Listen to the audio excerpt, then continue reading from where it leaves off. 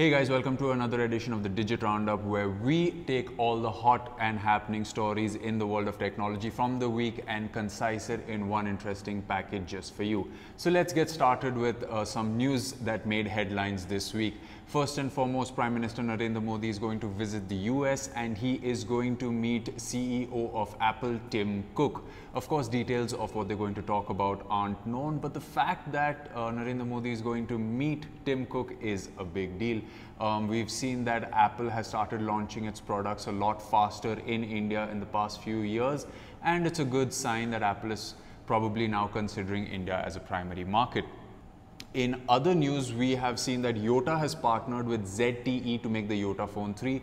For those of you that don't know, the Yota phone is a smartphone which has two displays. It has a normal display on the front and an e-ink display on the back. And the fact that it's going to go into its third generation right now means that the smartphone is garnering some attention. And last but not least, we have Apple that has made its first app for the Android Google Play Store. Of course, the app talks about how you can transfer data from Android to iOS with a lot of ease, but the fact that Apple is making an app for Android, very interesting. Yuck! Now let's move on to some of the other feature stories that we've covered. I had the opportunity to visit Lakshya Digital, which is a game development studio based out of Delhi itself. It's in Gurgaon, and we had a very interesting conversation about developing games, game development in India. And if you're someone who's interested in a career in gaming, you should definitely check this out. Gaming is an art form. It takes a lot of effort to make a AAA game that you sit at home and enjoy on your console or PC. What if I told you some games like Uncharted 2, WWE 15, and even DC Universe Online had certain development that took place in India? Well, I have with me today Manavendra, that's right, yeah. Right? Manavendra, who is from Lakshya Studios, who's going to talk about gaming and of course gaming in India. So let's start by talking about what is Lakshya Studios all about. Give us a complete run through of what you do here. Lakshya primarily is into creating the visual side of the entire game development pipeline, which is whether it's 3D, 2D, animations, the whole thing. And we have focused on creating the best 3D art that you can get out there, and which is what Lakshya is now known for, the highest possible category quality of visual art. So, to elaborate to the people who are watching this, what qualifies as art for the games? Is it just the concept arts that is drawn, or the concept art that is made into 3D, or it goes into the final render? Could you elaborate a little bit more? Okay, if you just look at the how this whole sequence happens, whenever any art needs to be created for the game, first step is you visualize what you want, and that is where the initial part of the art comes in, which is visualization and illustrating what needs to be created. That is one of the most important components of this entire cycle, because that is where the artist works with the game designer to understand what is it that is required, what is the look and feel you want, what is the type of characters you are looking at, what is the style and colors and everything. Once he's understood that, then the artist actually draws out, whether by hand or on a computer, what this character is going to be, what this environment is going to be, what this object is going to be. And once all these things are drawn, which is primarily a 2D effort, then comes the task of converting it into 3D. For a 3D game. For a 2D game, the same thing goes on. But primarily if you look at a 3D, then that is what the artist does. He creates the look and feel and the type of character, environment, everything. And then he creates some profiles of what will help the modeler to visualize this 2D in 3D. So a 3D modeler then takes that, converts it into, using your regular tools, 3D tools, converts it into a 3D object. A character, environment, weapon, whatever the case might be. And once that happens, that also obviously has two stages. One, he models it first, which is creating the basic shape, then textures it. Texturing primarily would be giving it the look and feel and the color and the sensibility of it, of how it looks. And once all these things are done, then you actually put bones into that character. If it's a movable character, if it's something you need to animate. And that is called rigging. And once you have rigged the character, now it's ready for animation. This typically is what the pipeline is. Okay, so considering that you take on the role of animating stuff out here, where does it start with you? Do you get the concepts or do you come up with the concepts and share it with the gaming studios? See, one of the strengths that we have is that we have a very good artist, a very good illustration team, visualization team. So we get all types of projects. In some cases, we work with the client very closely, and they explain to us what their thought process is, what is the type of game they're looking at, what are the type of characters they want to create, and our artists work with them to actually recreate that in 2D. Okay. And once we have arrived at a conclusion, okay, this is what we want. So maybe if you say, I want a character which lives in a jungle, is very athletic, and is able to move fast, and things like that. So based on those parameters, they'll create different 4, 5, 6, 7 options. Okay. And then they'll work with the client to fine tune it further and finally arrive at, okay, this is what you want. Sometimes that's the level of detail we go into, where we start right from the beginning. Okay. And some other times, the client already has all that work done, sorted out, right? They've done that, they just give us all the concepts. This is what you want done in 3D. Okay. It could be either way. We do both. Now, before we started the conversation officially on camera, we were talking a little bit about motion capture and how you're the only studio in India that's actually working with motion capture on some AAA games. Right. So can you elaborate on the kind of effort it goes in to work with motion capture, the kind of technology or let's say people you need with certain skills, and how does that translate into the game? See, motion capture I think is one of the most complicated objects to work with, simply because first of all, motion capture means that an artist has actually done those things, those activities, those motions, those moves. But that is not good enough, because gaming is a very technology centric thing. Everything has to be run within a game's engine, because that's what drives the process of playing a game. Now, working with motion capture data is not just a creative thing. It is creative, yes, but it involves more than just creativity. It involves working with the data, involves knowing animation, involves technical knowledge about the game technologies, the game engine, and how to create this animation or use this data and create the animation so that it works within the constraints of this technology, which is the game engine. So to do this, you need a mindset of an animator, skills of a technical artist, and understanding of the technology, which is a games engine. It is a very complex, group of things, string of things that you have to work with, and that's the reason why I think it is not easy when you're working with this data, because then you get something that, okay, this is a video of a move made by Hulk Hogan, and when motion capture was done, an actor would actually do those moves, but he's not Hulk Hogan. His moves will not be exactly what they're supposed to be. So we have this data done by a actor. We have Hulk Hogan, his video of doing exactly the same move. Now we have to first of all sort that data out so that it works in the games engine. Then actually put on the animator's hat and animate that and make it look exactly and identical to what Hulk Hogan is doing. Okay. So it's a complex things which need to be done simultaneously and parallelly. That's why it becomes pretty complex. For all our fans that love unboxing, we have the Micromax Canvas Nitro 4G phone. Yes, it's a budget smartphone from Micromax that boasts of 4G capabilities, and we unbox it to show you everything that's inside. Stay tuned to Digit.in as we will be bringing you a review of the smartphone very soon. But for now, it's the unboxing. Hey there, tech fans. Welcome to another Digit unboxing. Today we're looking at the Canvas Nitro 4G. I believe this is the model number E455, that's correct.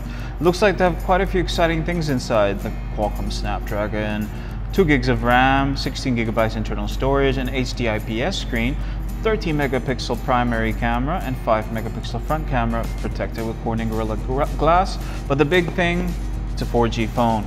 Okay, priced at Rs 12,499 according to the boxing, as of August 15th, Independence Day. Let's take a look. Oh, that's a good feeling. Take it all off. Let's get the seal off. Come on, come on. Ooh. Let's see. Void. Oh, look at that. It just becomes void as soon as I take it off. Okay. Let's get this open. And there we are. Oh, it's a big box. Phone's not that big. How big of a display are we talking here? So, we got the main features up here as well. Let's take a look at that 5-inch screen. There we go. Nice and clean. 2 buttons on the side, the volume rocker here, the power button here. It's very light. I'm just gonna try and turn it on, see if it reacts. Okay. Nope. No battery juice in there. Fine. It's really, really light, and it feels really plasticky. Look at that over there. Let's get these out of the way for now. Got some nice looking grooves. It doesn't look half bad. Mixture of metallic finish here along with the charcoal gray. It's an imitation sandstone finish. It doesn't feel like it. It just feels like plastic. So you're not getting, oh, and it's quite thin. It's disturbingly thin, in fact. If we rip it out, we'll be able to see the back of it.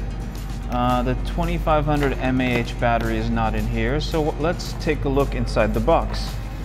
See if we can get this open. There we go. There's that battery, 2500 mAh, power, and headphones. Anything else in here? There's a screen guard with Micromax's favorite little cleansing thingy. And that's about it for surprises in here, I think. So we'll put that aside. Let's take a look. Standard with a little light. Headphones again, Micromax built-in ones, nothing to write home about. Let's take a look. Maybe it's the same earbuds that we're used to seeing from them. Yep, sure looks like it. Earbuds that, yeah, there's never any consistency to these. They're always a different variation in terms of toughness, but it looks all right. So there's that 2500 mAh battery. We'll leave it aside for now. Let's get these things out of the way. Let's stick this plastic back on. Oh, you can see that. As much as they've gone for the look, the plastic's still kind of, oh. But in a phone that's going for about $12,499, maybe they figured they'd put the money elsewhere. So there we go, 13 megapixel flash here. No battery. Camera's there. And as far as we know, this runs on Android 5.0.2. It comes with 2 gigs of RAM, 16 gigabytes of internal storage, and a 5 megapixel front camera. The display has a resolution of 720 by 1280, which we'll be able to tell once we see it, and a 1.4 gigahertz processor. So let's leave it there for today. Once we have a chance to look at it more thoroughly, we'll get back to you and you can see our full review on digit.in. Now, Shavik had the opportunity to go to Hong Kong for a special event, and here is a quick look at what he got to see about the future of 4G and the speeds that you can see on your smartphone. The carriers, the operators around the world have started to market the capability of carrier aggregation as 4G plus. Most consumers know what 4G is. 4G plus, they're being trained to understand that it means it's much faster. So this is the fastest you'll see on any smartphone. This is done live, and actually not just the downlink and the uplink, but we actually have our Wi-Fi chip in here, 802.11ac with MU-MIMO. So this is actually being distributed to the screens over our Wi-Fi chip. So this is actually acting as a hotspot router application as well, in addition to the LTE downlink and uplink. So we got the whole solution really running full bore here. Anything else worthy of mentioning while we're... Now, Jayesh was at IFA and we brought you a lot of IFA related news in these past few weeks, but there's one smartphone that we didn't speak about, but I think we should right now. It's the Huawei Mate S, and here is Jayesh's first impression of the smartphone. Huawei launched the Mate S at its IFA event. The phone will come in 3 different versions: standard, premium, and luxury. The Huawei Mate S is the first smartphone to come with Force Touch technology, and we couldn't wait to try it out. The 3 devices come with metal unibody design and share most specifications with each other. SoC 64-bit high silicon Kirin 935 octa-core, screen 5.5-inch FHD, RAM 3 GB, Camera, 13 megapixel and 8 megapixel, OS, Android 5.1. The premium version of the phone comes with 64 gigabytes of internal memory. All three Mate S devices come with 2.5D curved glass protection along with Smart Knuckle 2.0 technology. The rear of the device has a 13 megapixel camera and dual LED flash. Just below the camera is the fingerprint sensor. The right edge of the device has the volume rocker and the power button. The 8 megapixel camera is located on top of the device next to the speaker grille. The bottom of the Mate S has a micro USB port flanked by two speaker grills. The left edge is bare except for the SIM card slot. The top of the phone has a 3.5mm headphone jack along with the noise cancellation microphone. The standard version of the Mate S comes with 32 gigabytes of internal memory. The luxury version of the phone comes with 128 gigabytes of internal memory along with Super AMOLED FHD display. It features Force Touch technology. Last but not least, Motorola launched the Moto X Play in India this week, and we had the opportunity to speak to the heads of Motorola, and this is what they had to say at the occasion of the launch of the Moto X Play.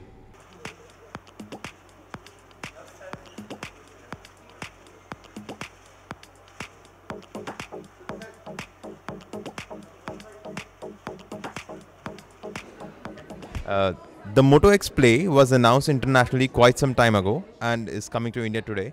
Why the delay? So actually there has been no delay as such. The announcements happened at the same time in earlier. The availability of the product has been much later in other markets as well. We wanted to do this because in India people prefer to have an event and availability almost at the same time. So there's truly been no availability delay. Yes, announcement delay. What, according to you, has distinguished the Moto X Play from the rest of the phones out there?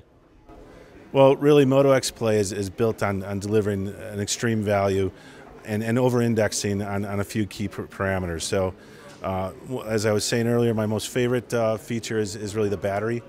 I mean, having a phone that can last nearly 2 days is amazing. And really, there's no other product out there that does that today. So I think that's unique in that proposition, particularly when you combine that with a turbo power and to be able to charge your unit in 8 hours of use for 15 minutes. I mean, that's really a value there.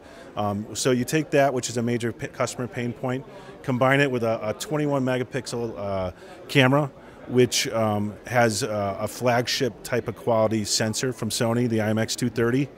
You don't find those on devices at this price level, and you couple it with a very tight package, a 5.5-inch Full HD display. It's just a great value.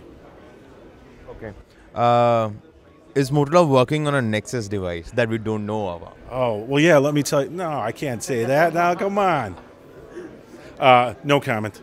Not that I'm aware of, but I don't think anyone is going to say yes or no to that, even if they knew it. Will Lenovo be merging into its smartphone brand under Motorola? There have been reports. So there is a lot of work around integration that is happening. The smartphone BU is now kind of consolidated under Motorola. But from a brand strategy perspective, how that pans out, it's still a lot of work in progress. So nothing that I can tell you today. And before we leave you, 16th of September and the 17th of September were two very significant days for the world of technology. Why? Well, watch this and find out. Hey there, tech fans. September 16th is a very important day in tech history for two separate incidents. In 1985, on September 16th, Steve Jobs spent his last day as an employee at Apple Computers after submitting his resignation to the board. Boo! Right, a decision that would have massive repercussions over the years. But wait, hang on a second. September 16th, 1997 was the day that Apple, after having purchased Next Computers in December of the year before, appointed a person as interim CEO. That person was, you guessed it, Steve Jobs. Steve Jobs held that position for the rest of his life. And in the meantime, all that happened, we're well aware, and its effect and impact on society. September 17th, 1976, tech fans, was the day NASA unveiled their first space shuttle prototype. the Enterprise. Originally, they had named it the Constitution, but after a massive write-in campaign from Star Trek fans, Gerald Ford and NASA decided to call it the Enterprise. And guess who was there on the day the space shuttle prototype was rolled off the assembly facility? That's right, the cast of the original Star Trek TV series, including Leonard Nimoy and George Takei. Also on September 17, 1991, the first version of the Linux kernel, version 0.01, was uploaded to a Finnish FTP server in Helsinki. The originator, Linus Torvalds, originally wanted to call it Freaks with an X. But the FTP admin didn't like that idea so much, so he renamed it Linux with an X. And finally, on September 17, 2008, Sarah Palin's email was hacked. The then vice presidential candidate was just kicking off her campaign, and her Yahoo email account was infiltrated by a hacker. The infiltrator then reset her password and posted the new password and email account to 4chan.org under the alias Rubico. At the time, it showed that by using common information to open an account, it could work as a backdoor for any infiltrator trying to gain access. And since then, privacy has come a long way. Hey there, tech fans. On September 18th in tech history, let's start with 1998. That was the day that ICANN, that's the Internet Corporation for Assigned Names and Numbers, found to coordinate unique identifying addresses for websites worldwide. If you're wondering what ICANN does, they are the ones who decide when you put www.blahblah.com, .org.in, .whatever, they're the ones in charge of coordinating and regulating those names so that they remain unique and you can find a unique way of finding someone. Also in 1973 on this date, Jimmy Carter filed the first UFO report by a president with the National Investigations Committee. We don't know why he did that, but it's also possible that Jimmy Carter was the first US president to try and legalize LSD. On this day in 1997, sticking to space, Voyager 1 took the first shots of the Earth and the Moon together from space. That's beautiful. In 1980 also, sticking to space, cosmonaut Arnoldo Tamayo, a Cuban, became the first black man to be sent on a mission in space. So yes, 1980 was the first time a black man went into orbit. And for tech fans who might be into music as well, 1970 is also the death anniversary of Jimi Hendrix, who died on this day at the mere age of 27. Today I switched out my Xiaomi to use a U Unique to read the news. Tell us what phones you'd like to see in the future at work. This won't work for me today. Well, that's it for this Digit Weekly Roundup. We'll catch you next weekend on the same show. Until then, have a happy weekend and we'll catch you on Monday with some more exciting videos from digit.in. Have a good weekend. Goodbye for now.